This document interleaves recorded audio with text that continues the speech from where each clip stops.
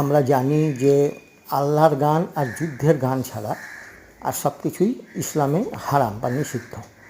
নাচ, অন্য ধরনের গান, আঁকা, আবৃত্তি।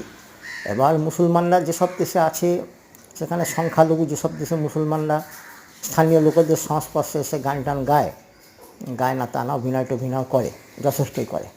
কিন্তু কট্টর মুসলিমদের দেশগুলো সেখানে সব নিষিদ্ধ। আফগানিস্তানে সব নিষিদ্ধ।